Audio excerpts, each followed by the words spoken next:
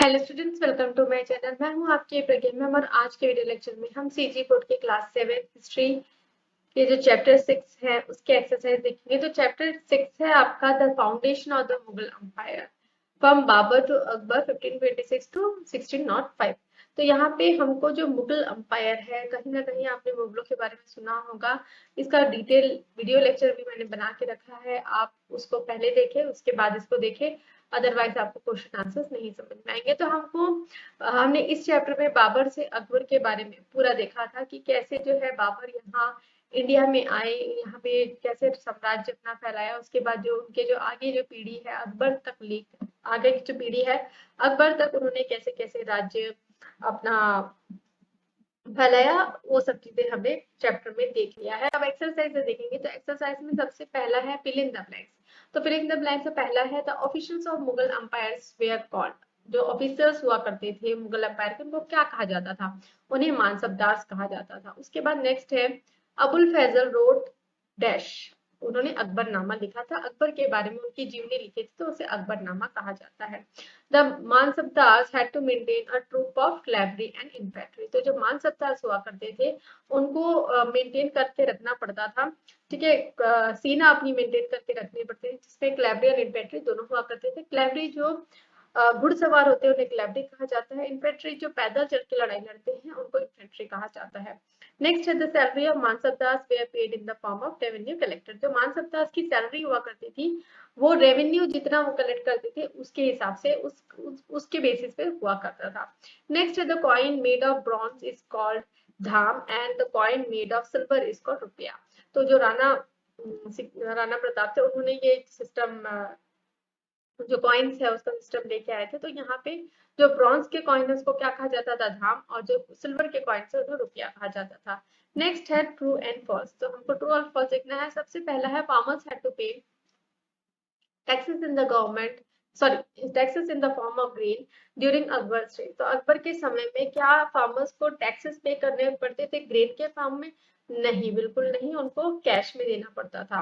तो नेक्स्ट है official measure the cultivated land of farmers before deciding the tax they had to pay. हाँ, ये सही है कि अब ये ऐसा हुआ करता था कि अकबर के टाइम से कि फार्मर्स को एक मुश्ता नहीं देना, उनको उनका कितना जो लैंड है जितना वो उसमें कल्टीवेशन कर सकते थे उसको मेजर किया जाता था, उसके हिसाब से टैक्स डिसाइड किया जाता था हर फार्मर्स के लिए। Next the farmers had to give a fourth of their harvest as tax. तो क्या ऐसा हुआ करता था? नहीं भाई, ऐसा नहीं हुआ करता था। जैसे कि अभी हमने देखा कि फार्मर्स को का टैक्स डिसाइड हुआ करता था और उसके हिसाब से उनको देना पड़ता था। तो zamindar help the official to collect taxes. Yes, ये ट्रू है कि जमींदार जो है वो ऑफिसर्स की हेल्प किया करते थे टैक्सेस कलेक्ट करने के लिए। अब हमको क्वेश्चन आंसर देखने हैं। तो फर्स्ट क्वेश्चन है what is the source of our information on the life of Babur. तो बाबर के बारे में हमको कैसे पता चलता है, उनकी जो लाइफ है उसके बारे में कैसे पता चलता है? तो Babur wrote a detailed account of his life experience in his autobiography written in Turkish under the title Tuzuk-i Baburi. It is popularly known as Baburnama. तो बाबर जो है वो खुद उन्होंने अपनी जीवनी लिखी जिसमें उन्होंने डिटेल अकाउंट लिखा है अपनी लाइफ एक्सपीरियंसेस के बारे में अपनी ऑटोबायोग्राफी में। ऑटोबायोग्राफी क्या होता है? जिसमें खुद जो व्यक्ति है, जैसे यहाँ पे बाबर के बारे में बात हो रही है तो बाबर ने खुद अपनी जीवनी लिखी है, तो वह तो उसे ऑटोबायोग्राफी कहा जाता है जहाँ पे खुद जो व्यक्ति है वो अपने बारे में लिखता है। तो ये क्या है? टर्किश लैंग्वेज में लिखा हुआ है और इसका टाइटल क्या है? तुजुक-ई बाबरी। और इसको पॉपुलरली क्या कहा जाता है? बाबर नामा। नेक्स्ट है why did Humayun flee from India. तो फ्ली फ्रॉम इंडिया मतलब यहाँ से हुमायूं जो है इंडिया से भाग क्यों गए थे? तो Humayun was defeated by Sher Shah the Afghan sardar of this region and was forced to flee from India. तो हुमायूं जो है शेरशाह से हार गए थे और अफगान सरदार जो है जो इस रीजन के अफगान सरदार थे और इसलिए उनको मजबूरन जो इंडिया छोड़ के जाना पड़ा। नेक्स्ट है was Chhattisgarh a part of Akbar affair. के छत्तीसगढ़ उस समय अकबर का साम्राज्य का हिस्सा था? नहीं। सीधा स्ट्रेट फॉरवर्ड क्वेश्चन दिया गया नहीं। उस समय जो है छत्तीसगढ़ जो है कल्चुरी रूलर्स जो हैं उनके द्वारा रूल किया जाता था। नेक्स्ट है which art did Babur take steps to develop in India. तो बाबू ने ऐसे क्या कौन से स्टेप कौन सा आर्ट जो है इंडिया में डेवलप किया? तो जब बाबू था बाबू वाज फॉन्ड ऑफ गार्डन। बाबू को गार्डन्स का बहुत शौक था और उन्होंने बहुत सारे जो गार्डन्स है मुगल स्टाइल में अपने किंगडम में बनवाए। तो बाबुर, सॉरी यहाँ पे स्पेलिंग मिस्टेक हो गया है, बाबुर यहाँ पे बाबुर आएगा। बाबुर वाज फाउंड ऑफ गार्डन, उनको गार्डन पसंद थे और उन्होंने कई जो गार्डन है मुगल स्टाइल्स में वहां पे अपने किंगडम में बनवाए। तो why did Rana Pratap did not, sorry not accept the authority of Akbar.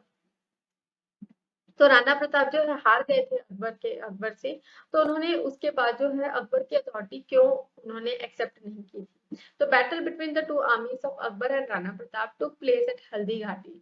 तो जो ये लड़ाई थी अकबर और राणा प्रताप के बीच में, ये कहाँ पे हुई थी, हल्दी घाटी पे हुई थी। Mughals won but Rana Pratap refuse to acknowledge defeat. तो मुगल्स जो है इसमें इस लड़ाई में जीत गए थे, लेकिन राणा प्रताप जो है वो उन्होंने ये एक्सेप्ट करने से इनकार कर दिया कि वो हारे हैं, इसलिए जो राणा प्रताप है वो अकबर की अथॉरिटी जो है एक्सेप्ट नहीं कर रहे थे। अथॉरिटी मतलब उनके अंडर काम करना, ऐसा फिडल वेसल जैसे काम करते हैं, हम पहले भी देख चुके हैं। अगर कोई भी राजा किसी राजा के से हार जाता है तो उसके अधीन हो जाता है, लेकिन राणा प्रताप जो है वो अथॉरिटी जो है एक्सेप्ट नहीं कर रहे थे। नेक्स्ट है which policies of Akbar influence the people the most. So यहाँ पे कौन सी पॉलिसीज है जो अकबर लेके आए थे जिससे लोग बहुत ज्यादा प्रभावित होते थे, उसके बारे में हमको देखना है। तो Akbar decided to do away the jizya tax and the pilgrimage tax levied on Hindus. He gave permission to build temples and made donation to Hindu and Jain temples and month. तो यहाँ पे अकबर जो है उन्होंने क्या डिसाइड किया कि जो जाजिया टैक्स है जो नॉन हिंदूज को देना पड़ता था, और जो पिलग्रिमेज टैक्स है जो तीर्थ यात्री का जो टैक्स है वो अब हिंदूज में खत्म कर दिया जाएगा। उन्होंने परमिशन दे दिया कि आप बिल्डिंग्स टेम्पल्स बिल्ड कर सकते हैं, डोनेशन कर सकते हैं हिंदू, और वो उन्होंने डोनेशन भी किए हिंदू और जैनी टेम्पल्स के लिए, और कई सारे मठ्स भी बनवाए। तो he had epics like Ramayana and Mahabharata and Upanishad translate into Persian. He also adopted many values and practices from various religions in his personal life. He worshipped the sun daily, reduced his consumption of meat and liquor, celebrated festivals like Diwali and Navroz. His policies won him the support and loyalty of his people. तो उन्होंने क्या किया, देखिए ये tax भी हटा दिया, pilgrimage tax भी हटा दिया हिंदूज में, उसके बाद परमिशन भी दे दी कि आप टेम्पल्स बना सकते हो, जो हिंदू और जैन टेम्पल्स बनवाने में भी उन्होंने डोनेशन दिया, मठ्स बनाने में। उसके बाद जो एपिक्स है, ठीक है, महाकाव्य है रामायण महाभारत उपनिषद, उसको अपनी लैंग्वेज जो है पर्शियन लैंग्वेज में ट्रांसलेट कराया, ताकि जो पर्शिया के लोग हैं वो लोग भी पढ़ सके, जो तुर्किश लोग हैं वो भी उसको पढ़ सके। ही अडॉप्ट, उन्होंने बहुत सारी वैल्यूज और प्रैक्टिसेस है अलग अलग रिलीजन से अपनी पर्सनल लाइफ में उनको एक्सेप्ट किया। उन्होंने सन की पूजा करना स्टार्ट कर दिया डेली, और कंजप्शन मीट खाना कम कर दिया, शराब पीना कम कर दिया, और जो फेस्टिवल्स है दिवाली और नवरोज उसको भी सेलिब्रेट करने लगे। तो ये सब पॉलिसीज देख के लोग उनका सपोर्ट जो है उनके उनके उनको ज्यादा सपोर्ट किया करते थे, और उनका विश्वास उन्होंने जीत लिया था। तो लोगों को उन पर विश्वास था।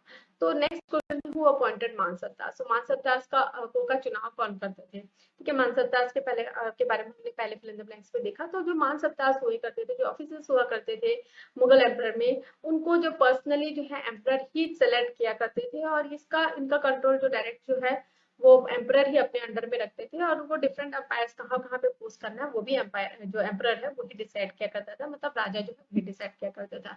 अब नेक्स्ट है why were the mansabdars routinely transferred. तो मानसद दास को थोड़े थोड़े दिन में ट्रांसफर क्यों किया जाता था। तो मानसद दास where transferred every 3 to 4 years so that they could not get too close to the people and revolt against them।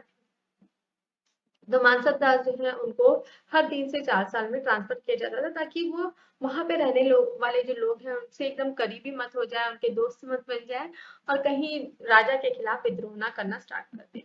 Next question है describe the religious policies adopted by Akbar. Akbar ने कौन से रिलीजियस धार्मिक पॉलिसीज जो है वो लेके आए, उसके बारे में देखना है। तो Akbar built a prayer room near the mosque in his capital Fatehpur Sikri, where he held discourses on the religion, the states and believers of different faiths.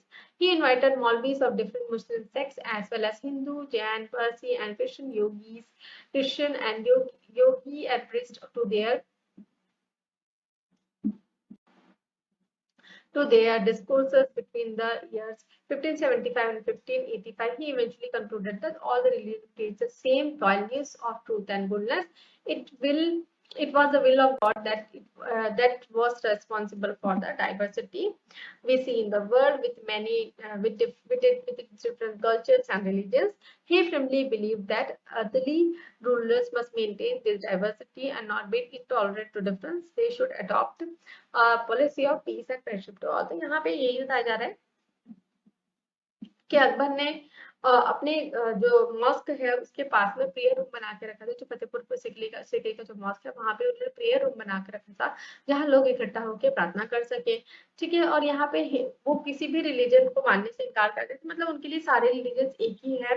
तो जो भी संत महात्मा है, जो बिलीवर्स है डिफरेंट फेथ के, वो वहां पे आ सकते थे। और वो जो डिफरेंट डिफरेंट मुस्लिम्स में भी बहुत सारे मतलब सेक्ट्स होते हैं। सेक्ट्स मतलब अलग अलग उनके प्रकार होते हैं। उनके जो मौलवीज है उनको वो इनवाइट किया करते थे अपने जो जो भी उनका प्रेयर रूम है वहां पे इनवाइट किया करते थे। उसमें साथ ही साथ हिंदू, जैनी, पारसी, क्रिश्चियन, योगीज जो भी है वहां पे उनको बुलाते थे। वहां पे डिस्कशन होता था ये सब रिलीजन्स के बारे में। और उन्होंने इवेंचुअली उन्होंने क्या कंक्लूड किया, आखिरकार उन्होंने क्या एक निष्कर्ष निकाला कि सारे जो रिलीजन्स है वो एक ही चीज को मानते हैं, ट्रूथ और गुडनेस को।